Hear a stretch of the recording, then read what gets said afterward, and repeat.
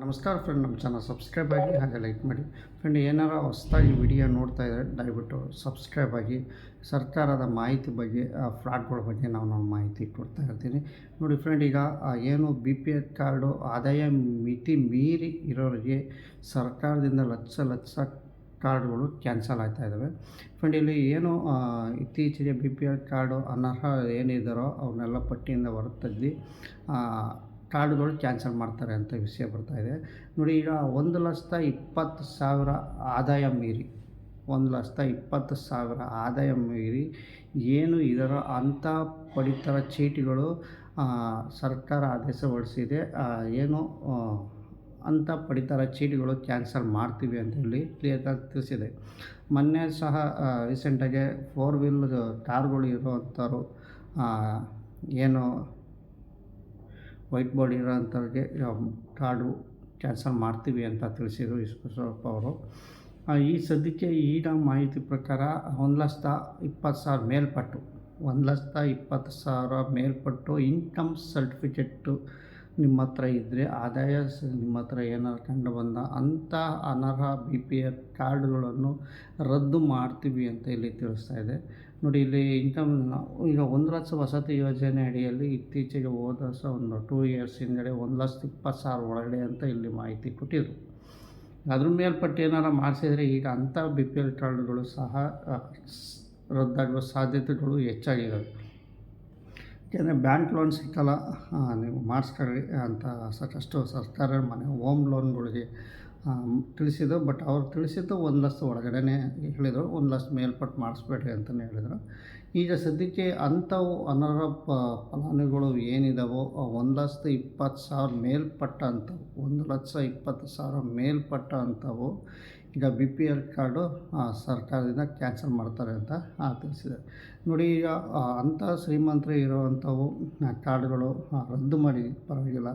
ಅದೇ ಥರ ಇಲ್ಲಿ ಬಡವ್ರನ್ನ ನೋಡ್ಕೊಂಡು ರದ್ದು ಮಾಡಿದ್ರೆ ಉತ್ತಮವಾಗಿ. ಅವ್ರಿಗೆ ಯಾವುದೇ ರೀತಿ ಸರ್ಕಾರದಿಂದ ತೊಂದರೆ ಆಗ್ಬೋದು, ಅವ್ರನ್ನ ನೋಡ್ಕೊಂಡು ನೀವು ರದ್ದು ಮಾಡಿ ಅಂತಲೂ ಸಹ ಇಲ್ಲಿ ಮುಖ್ಯಮಂತ್ರಿ ಸಿದ್ದರಾಮಯ್ಯ ಅವರು ಸೂಚನೆ ಕೊಟ್ಟಿದ್ದಾರೆ. ಈಗ ಬಡವ್ರನ್ನ ಏಕ್ದಮ್ ಕ್ಯಾನ್ಸಲ್ ಮಾಡಿಬಿಟ್ರೆ ಅವ್ರಿಗೆ ಕಷ್ಟ ಆಗುತ್ತೆ. ಈಗ LIC ಏಜೆಂಟ್ಗಳಿಗೆ ಮತ್ತು ನರೇಗಾ ಯೋಜನೆಗಳಿಗೇನೋ ಅವ್ರಿಗೆ ನೋಟಿಸ್ ಕೊಟ್ಟಿದ್ದಾರಂತೆ.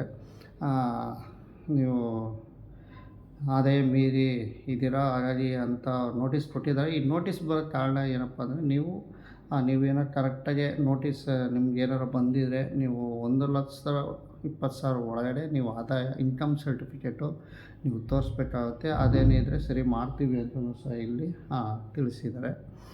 ನೋಡಿ, ಈಗ BPL ಕಾರ್ಡು ಸರ್ಕಾರದಿಂದ ರದ್ದಾಗ್ತಾ ಇದ್ದಾವೆ. ಆದಷ್ಟು ಸರ್ಕಾರ ಇಲ್ಲಿ ಜಾಗೃತಿ ಕೊಡಬೇಕು. ಯಾಕೆಂದರೆ ಸಾಕಷ್ಟು ಬಡವರು ಇರ್ತಾರೆ.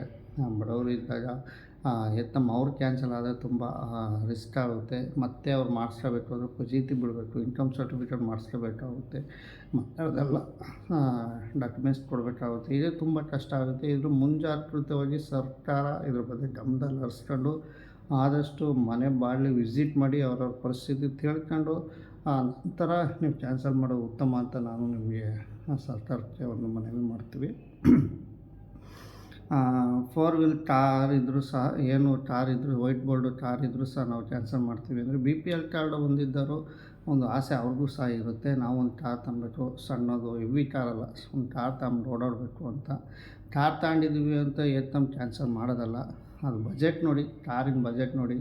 ಯಾವುದೇ ಇತ್ತೀಚೆಗೆ ಒಂದು ನೂತನ ಯುಗದಲ್ಲಿ ಒಬ್ಬ ಮನುಷ್ಯನೂ ಸಹ ಕಷ್ಟಪಟ್ಟು ಒಂದು 2 ಲಕ್ಷ 3 ಲಕ್ಷ ಹೊಂದ್ಕೊಂಡು ಒಂದು ಕಾರ್ ತಗೊಬೋದು.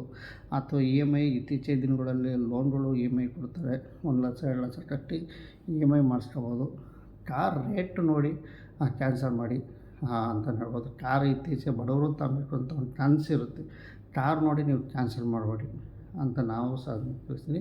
BPL ಕಾರ್ಡು ಏನು ಆದಾಯ ಮೀರಿ ಇರೋವಂಥವ್ರಿಗೆ ಖಂಡಿತವಾಗಿ ಕ್ಯಾನ್ಸಲ್ ಮಾಡಿ, ಇಲ್ಲ ಅಂತಲ್ಲ. ಬಟ್ ಇಲ್ಲಿ ಕ್ಯಾನ್ಸಲ್ ಮಾಡುವಾಗ ನೋಡ್ಕೊಂಡು ಮಾಡಬೇಕಾಗುತ್ತೆ. ಸುಮಾರು 224 ಕ್ಷೇತ್ರಗಳಿಗೂ ನೋಟಿಸ್ ಕೊಟ್ಟಿದೆಯಂತೆ. ಏನು ಎಲ್ಲ ತಾಲೂಕುಗಳಿಗೂ ನೋಟಿಸ್ ಕೊಟ್ಟಿದೆಯಂತೆ. ನೀವು ಎಂಕ್ವೈರಿ ಮಾಡಿ ಆದಷ್ಟು 1,20,000 ಮೇಲ್ಪಟ್ಟ ಕಾರ್ಡುಗಳಿಗೆ ಕ್ಯಾನ್ಸಲ್ ಮಾಡಿ ಅಂತ ಕೊಟ್ಟಿದ್ದಾರಂತೆ. ಹಾಗಾಗಿ ಇಲ್ಲಿ ಸದ್ಯಕ್ಕೆ ಲಕ್ಷ ಆಲ್ರೆಡಿ ಕ್ಯಾನ್ಸಲ್ ಮಾಡಿದ್ದಾರೆ. ಇನ್ನೂ ಸಾಕಷ್ಟು ಆದಾಯ ಮಿತಿ ಮೀರಿದ್ದು ಇನ್ನು ಮುಂದೆ ಕ್ಯಾನ್ಸಲ್ ಮಾಡಿನೂ ಸಹ ಅಂತ ಹಾಕ್ಕೊಟ್ಟಿದ್ದಾರೆ. ಸರ್ಕಾರ ಇಲ್ಲಿ ಗ್ಯಾರಂಟಿ ಯೋಜನೆ ತಂದು ಜನಗಳಿಗೆ ಗೊಂದಲ ಮಾಡ್ತಾಯಿದೆ. ಸಾಕಷ್ಟು ಜನ ಕಮೆಂಟಲ್ಲೂ ಕೇಳ್ತಾ ಇದ್ದಾರೆ, ನಮಗೆ ಗ್ಯಾರಂಟಿ ಯೋಜನೆಗಳು ಬೇಡ, BPL ಕಾರ್ಡ್ ಬೇಕು ಅಂತ ಹೇಳ್ತಾ ಇದ್ದಾರೆ. ಇದ್ರ ಬಗ್ಗೆ ಸರ್ಕಾರನೇ ಉತ್ತರ ಕೊಡಬೇಕು.